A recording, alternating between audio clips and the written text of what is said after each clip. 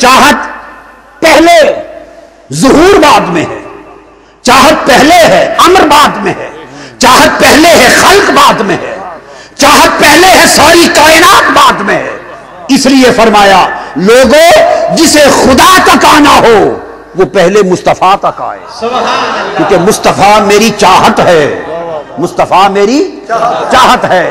جسے میری بندگی میں آنا ہو وہ میری چاہت کی غلامی مصطفیٰ کی غلامی میں آئے۔ جو مجھے پانا چاہے وہ پہلے مصطفیٰ کو پائے، جو میرے قریب ہونا چاہے وہ پہلے مصطفیٰ کی قربت چاہے، جو میری اطاعت چاہے وہ مصطفیٰ کی اطاعت کرے، جو میری محبت چاہے وہ مصطفیٰ سے محبت کرے، جو میرا بندہ بننا چاہے وہ مصطفیٰ کا غلام بنے، اور جو مصطفیٰ کا ہوا وہی خدا کا ہوا، اور جو مصطفیٰ کا نہ ہوا وہ خدا کا نہ ہوا۔ اس لیے کہ اس نے فرمایا کہ مصطفیٰ میری چاہت ہے، یہ نہیں ہو سکتا کہ کوئی میری چاہت کو تو نہ چاہے اور مجھے چاہے۔ جس طرح مصطفیٰ خدا کی چاہت ہے اس لیے مصطفیٰ کے بغیر خدا نہیں ملتا۔ اب آگے بڑھ رہا ہوں، آگے بڑھ رہا ہوں۔ یہ اصول قائم ہو گیا نا، اصول قائم ہو گیا کہ چاہت کو پائے بغیر خدا نہیں ملتا، مصطفیٰ کو پائے بغیر خدا نہیں ملتا۔ کیوں؟ کہ مصطفیٰ خدا کا محبوب ہے، محبوب کو چھوڑ کر محب تک رسائی نہیں ہوتی۔ تو لوگوں جس طرح مصطفیٰ خدا کا محبوب ہے اور مصطفیٰ کے بغیر خدا نہیں ملتا، اب آؤ بار جو ہم مصطفیٰ سے پوچھتے ہیں یا رسول اللہ کوئی آپ کا بھی محبوب ہے؟ فرمایا حسین میرا اتنا محبوب ہے کہ اگر کسی کو میری محبت چاہیے تو حسین سے محبت کرے۔ مصطفیٰ صلی اللہ علیہ وسلم خدا کے محبوب ہوئے، سو خدا مصطفیٰ کے بغیر نہیں ملتا۔ اللہ کی عزت کی قسم حسین مصطفیٰ کا محبوب ہے، سو مصطفیٰ حسین کے بغیر نہیں ملتا۔ جو چاہے کہ حسن اور حسین کو چھوڑ کر مصطفیٰ کو پاوے، ارے مصطفیٰ کی کمل کی قسم، مصطفیٰ کی نبوت اور رسالت کی قسم، خدا کی عزت کی قسم، جو حسن اور حسین کو چھوڑ کر مصطفیٰ کو پانا چاہے مصطفیٰ کی بارگاہ سے وہ رد کر دیا جائے گا۔ اس لیے کہ حسن اور حسین اور اہل بیت کے بغیر نہ مصطفیٰ ملتا ہے نہ خدا ملتا ہے۔ حسین کا ذکر مصطفیٰ کا ذکر ہے، حسین کا ذکر خدا کا ذکر ہے۔ مت سمجھو کہ ہم صرف زمین پر حسین کا ذکر کرتے ہیں، نہیں، حسین کا ذکر فرش پر بھی ہے، حسین کا ذکر عرش پر بھی ہے۔ بخاری شریف، مسلم شریف، ترمذی شریف، ساری صحاح ستہ، پوری صحاح ستہ اس حدیث پاک کے ساتھ بھری پڑی۔ متعدد صحابہ کرام روایت کرتے ہیں، اللہ پاک نے فرمایا اللہ کا بندہ جو ذکر کرتا ہے اللہ کا، اذا ذکرنی عبدی اذا ذکرنی فی نفسہ ذکرتہ فی نفسی وَإِن ذَكَرَنِي فِي مَلَئٍ ذَكَرْتُهُ فِي مَلَئٍ خَيْرٍ مِّنْهُ۔ فرمایا اگر میرا بندہ زمین پر میرا ذکر کرے اور دل میں کرے، چھپ کے کرے، تو فرمایا جواب میں بھی اس کا ذکر چھپ کے کرتا ہوں، اکیلا کرتا ہوں، اکیلا کرتا ہوں۔ اور اگر میرا بندہ بڑے مجمع میں مجلس میں ذکر کرے میرا تو وہ فرش پہ کرتا ہے، میں عرش پر اس کے ذکر کی مجلس منعقد کرتا ہوں۔ دنیا کے ذاکروں کے ذکر ایک طرف اور کربلا میں حسین کا ذکر رب ایک طرف۔ حسین نے سر نیزے پہ چڑھا کے ذکر کیا، اس لیے خدا نے کہا حسین اب قیامت تک تیرے ذکر کی مجلس عرش پر بپا رہے گی، دنیا چاہے بھی، ساری کائنات چاہے تو حسین تیرے ذکر کی مجلس کو اب کوئی بند نہیں کر سکتا، اس لیے کہ تیرا ذاکر صرف انسان نہیں، اب تیرا ذاکر خدا ہے، اور حسین تیرے ذکر کی مجلس کوئی تب بند کرے گا جب کوئی خدا سے بڑا بن کر آئے گا۔ تو حسین خدا کا ذاکر بھی ہے، خدا کا مذکور بھی ہے۔ پوچھا لوگو کیا تم جانتے ہو کہ میں مومنوں کی جانوں سے بھی زیادہ قریب ہوں؟ صحابہ کرام نے قالو بلا یا رسول اللہ، حضور حق ہے، آپ ہماری جانوں سے بھی قریب تر۔ کیا تم پہچانتے ہو کہ میں مومنوں تمہاری جانوں کا بھی حاکم ہوں، تمہاری جانوں سے بھی عزیز تر محبوب تر ہوں؟ سب نے کہا قالو بلا یا رسول اللہ۔ فرمایا لوگوں گواہی دیتے ہو کہ میں تم سب مومنوں کی جانوں کا ولی ہوں؟ کیا اولا، میں تم سب مومنوں کی جانوں کا ولی ہوں، گواہی دیتے ہو؟ سب صحابہ کرام نے کہا بلا حق ہے یا رسول اللہ، آپ سب مومنوں کی جانوں کے ولی۔ یہ گواہی لینے کے بعد حدیث پاک کے الفاظ ہیں فَآخَذَ بِيَدِ عَلِيٍّ، آپ نے علی شیر خدا کا ہاتھ پکڑ لیا، اور غدیر خم کی وادی میں ہزارہ صحابہ کے اجتماع میں اپنی ولایت پر گواہی لینے کے بعد علی شیر خدا کو کھڑا کیا اور فرمایا میں تم سب کی جانوں کا ولی۔ انہوں نے کہا بلا یا رسول اللہ۔ فرمایا من کنت مولا ہو فہذا علی مولا۔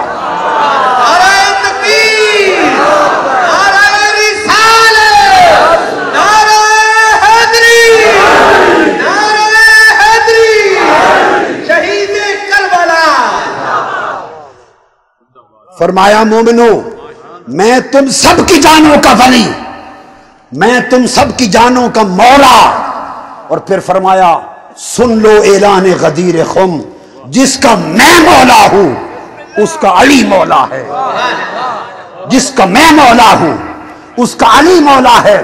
علی ولی جو کم باتی، علی میرے بعد تمہارا ولی ہے۔ یہ کہہ کر میرے آقا نے ہاتھ اٹھا دیے، ہاتھ فضا میں لہرا دیے، عرض کیا اللہم والمن والہ، اے اللہ جو علی کو ولی مانے تو صرف اسی کا ولی بن۔ ہائے ہائے ہائے،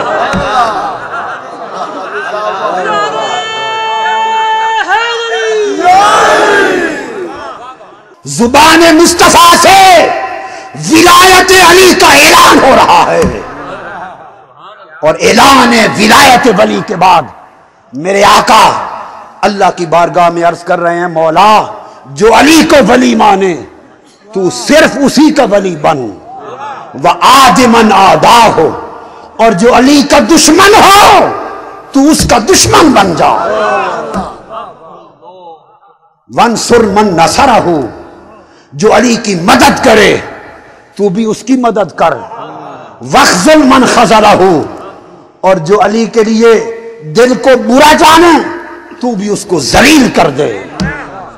پھر حدیث میں آتا ہے جب مولا علی کی ولایت مطلقہ کا اعلان ہو گیا تو سیدنا فاروق اعظم رضی اللہ تعالی عنہ اٹھے اور سیدنا صدیق اکبر رضی اللہ تعالی عنہ اٹھے، دونوں جلیل القدر صحابہ خلفائے راشدین سیدنا صدیق اکبر اور سیدنا فاروق اعظم رضی اللہ تعالی عنہما دونوں اٹھے اور مولا علی شیر خدا کے پاس گئے اور کہنے لگے بخ بخ لکا یا علی ابن ابی طالب، ہنی اللہ کا یا علی ابن ابی طالب، اصبحتا وامسیتا مولایا ومولا کل مؤمن ومؤمنۃ۔ سیدنا فاروق اعظم اور سیدنا صدیق اکبر نے کہا اے علی ابن ابی طالب تجھے مبارک ہو مبارک ہو مبارک ہو۔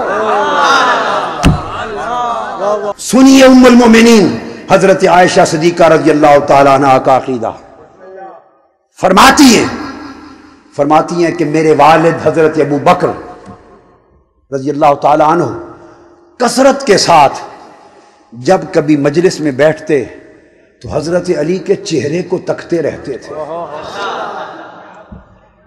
ان ابا بکر رضی اللہ تعالی عنہ یکسر النظر الی وجہ ابی بکر وجہ علی. کثرت کے ساتھ حضرت علی کے چہرے کو دیکھتے رہتے، تکتے رہتے تھے. ایک دن میں نے پوچھا ابا جان، سیدنا صدیق اکبر سے پوچھا ابا جان میں ہمیشہ دیکھتی ہوں آپ جب کبھی مجلس میں بیٹھتے ہیں حضرت علی کے چہرے کو دیکھتے رہتے ہیں، کیا وجہ ہے؟ تو فرماتی ہیں مجھے میرے والد حضرت صدیق اکبر رضی اللہ تعالی عنہ نے جواب دیا کہ بیٹی عائشہ، اس خدا کی عزت کی قسم جس کے قبضہ قدرت میں میری جان ہے، میں نے اپنے کانوں سے سنا، سمعت رسول اللہ صلی اللہ علیہ وسلم یقول النظر الی وجہ علی عبادت. میں نے حضور سے سنا میرے مصطفیٰ نے فرمایا علی کے چہرے کو تکنا بھی عبادت ہے. علی کے چہرے کو تکنا بھی عبادت ہے. یہ کون بتا رہا ہے؟ حضرت صدیق اکبر بتا رہے ہیں. اور روایت کون کر رہا ہے؟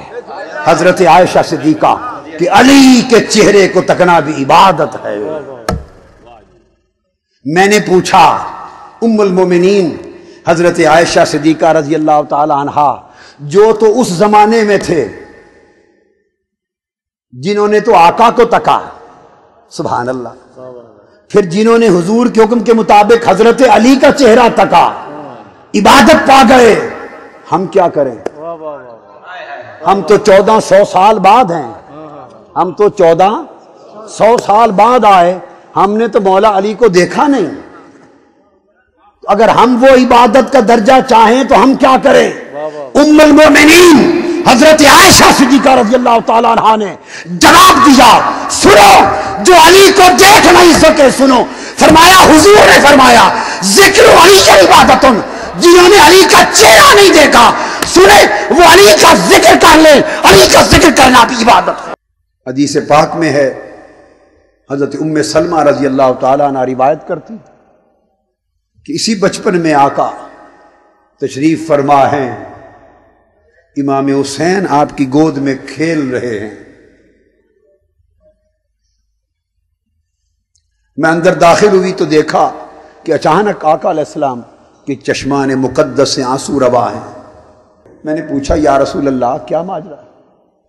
تو آقا علیہ السلام نے فرمایا ام سلمہ ابھی جبرائیل میرے پاس آئے، اس نے خبر دی ان ابنی الحسین یقتل بعدی بارض العراق، کہ یہ آپ کا بیٹا حسین آپ کے بعد سرزمین عراق میں شہید کر دیا جائے گا. پھر ایک حدیث میں آتا ہے مجھ سے جبرائیل امین نے پوچھا حضور آپ مقتل حسین کی مٹی دیکھنا چاہتے ہیں؟ میں نے عرض کیا وہی دکھا دو. تو یہ مٹی لا کے مجھے جبرائیل نے دی ہے، یہ مٹی دی ہے. اور حدیث پاک میں آتا ہے ایک میں حضرت ام سلمہ فرماتی ہیں میرے آقا نے وہ مٹی مجھے دے دی ایک شیشی میں ڈال کے. فرمایا ام سلمہ یہ مٹی رکھ لو، اس کو دیکھتے رہنا، اسے دیکھتے رہنا. اذا تحولت هذه التربة دما فاعلمی ان ابنی قد قتل. دیکھتے رہنا جس دن یہ مٹی خون میں بدل جائے سمجھنا میرا حسین شہید ہو گیا ہے. اور پھر حضرت ام سلمہ فرماتی 60 ہجری عاشورہ کربلا کا دن آ گیا. فرماتی کہ میں دوپہر کو بعد ظہر مدینہ میں، گرمی کا وقت ہے، گھر میں لیٹی ہوں، سوئی ہوئی ہوں.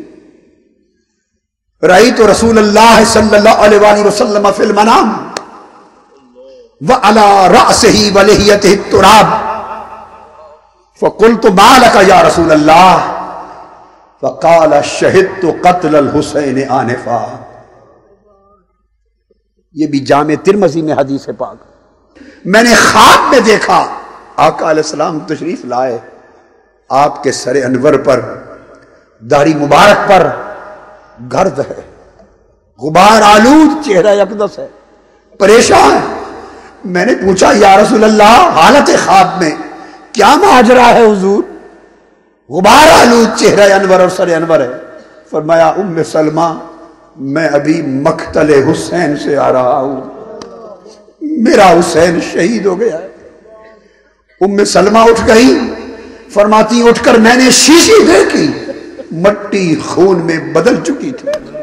حدیث بیان کرتی ہے کہ شہادت حسین مشہود بن نبی تھی، حضور موجود تھے، حضور حاضر تھے، سیاستہ کی حدیث بتا رہی ہے۔ وہ خون بھی جمع کر رہے تھے اور وہ حسین کو تسلی بھی دے رہے تھے، آواز دے رہے تھے بیٹا حسین آج میرے کندھوں کی سواری کی لاج رکھ لینا، حسین میری زبان چوسنے کی لاج رکھ لینا۔ بابا علی فرما رہے تھے حسین میرے خون کی لاج رکھ لینا۔ فاطمہ الزہرا فرما رہی تھی حسین میرے دودھ کی لاج رکھ لینا، کئی قدم ڈگمگا نہ جائے۔ 10 محرم سے پہلی رات ہے عاشورہ کی، تھکے ماندے حسین امام ابن کثیر البدایہ والنہایہ میں بیان کرتے، ٹیک لگا کے تھکا ہوا حسین تھوڑی دیر کے لیے بیٹھا، آنکھ لگ گئی۔ ابن زیاد اور یزید کے لشکروں نے اہل بیت کے خیموں پر حملے کا فیصلہ کر لیا۔ بدبخت لشکری خیمہ ہائے اہل بیت کی طرف بڑے، ایک شور ہوا۔ فاطمہ الزہرا کی شہزادی سیدہ زینب باہر آئی، دیکھا شور کیسا ہے، رات کا اندھیرا ہے، شب عاشور ہے۔ دیکھا کہ یزیدی اور زیادی لشکر آ رہا ہے، دوڑ کر گئی، بھائی حسین اٹھ جائیے، دشمنوں نے حملے کی تیاری کر لی ہے۔ امام عالی مقام اٹھ کے فرماتے ہیں بہن زینب ہم نے بھی تیاری کر لی ہے۔ پوچھتی ہیں بھائی حسین آپ نے کون سی تیاری کر لی؟ فرمایا بہن زینب ابھی نانا بابا جان آئے تھے، آقا علیہ السلام آئے تھے، ابھی خواب میں آگ لگی اور فرما رہے تھے بیٹا حسین ہم انتظار کر رہے ہیں تیرے استقبال کا۔ ادھر بھی تیاری ہو رہی ہے، استقبال کی تیاری ہو رہی ہے۔ حسین تلوار لے کر اٹھے، لشکر پیچھے چلا گیا۔ صبح میدان جنگ لگ چکا ہے، حسین نے اپنے بابا کا امامہ پہنا ہے، ہاتھ میں تلوار ہے بابا کی، تاجدار کائنات کی، شہزادہ حسین، مصطفیٰ کے کندھوں پہ سواری کرنے والا حسین۔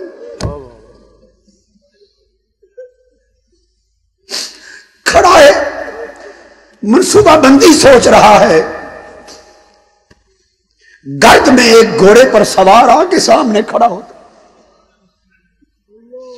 اور آ کے پوچھتا ہے حسین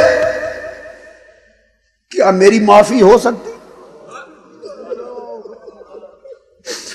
میرے آقا حسین نے پوچھا تو کون ہے؟ اس نے کہا وہی ہوں جو آپ کو یہاں لے آیا اس مردار دنیا کی خاطر، وہی ہوں۔ کیا اب بھی میری معافی ہو سکتی؟ آپ نے فرمایا نام تو بتا تو کون ہے؟ اس نے کہا آپ کا مجرم ہوں، مجھے حر کہتے۔ فرمایا میں نانا سے کہوں گا تو دنیا میں بھی آزاد اور آخرت میں بھی آزاد کر دیا جائے گا، نیچے آ جا۔ اس نے توبہ کر لی، فرمایا نیچے آ جا، اور نے جواب دیا حسین زندہ نیچے نہیں آؤں گا، اب لاش میری آپ کے قدموں میں آئے گی اور حسین کا یہ ہور شہید ہو گیا.